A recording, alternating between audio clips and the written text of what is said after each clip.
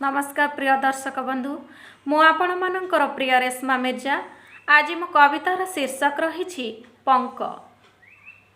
ज्येष्ठरे सुखी जाई आ करिथिबा पंकर फाट सबु प्रश्न करे, आउ केते दिन पर्यंत एमिति मो उपरे राग रखिथिबो।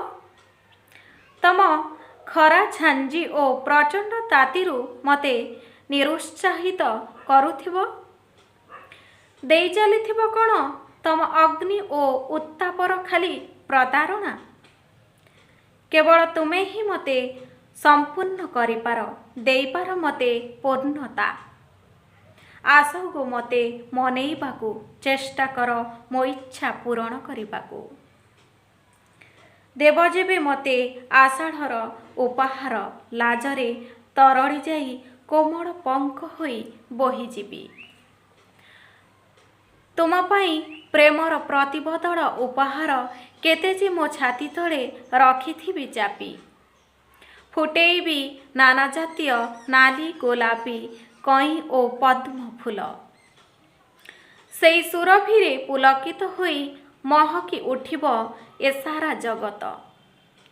तुमको पाई प्रेममग्न होई गर्जन करी आलिंगन करेबी केते जे नई ओ सागर छुई।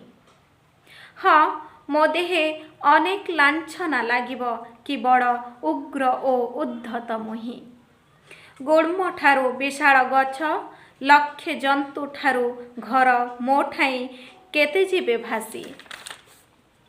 नवजौवनरे पाद थापिला परी अबुझा किशोरटी मुही। जाने नाही भल मंद हस दुख कि माने नाही राति दिन। निरंतर माड़ी चले करेनी खाल ढीप ओ बंधर बाछ विचार। भांगी चले सबु बंधन शुणे नाही जमा पछरु काहार डाक। समस्तଙ୍କ मनरे भय संचारे ढेउरे फेण सृष्टि करुथिबा मो भयंकर रूप। जेमिति प्रतीत हुए प्रेमीटी अड़ी बसिछि सहिबनी आउ कोनोसी बाधा विघ्न। रागर गोड़िया रंग देहरे बोड़ी मोह बुलाई स्रोत होई बोही जाए।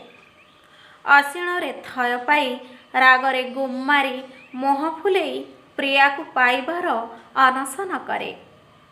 चैतर अपेक्षारु निराशा होई प्रियतमा पुनर्बार जाउछि मोठु दूरे दूरे। धन्यवाद।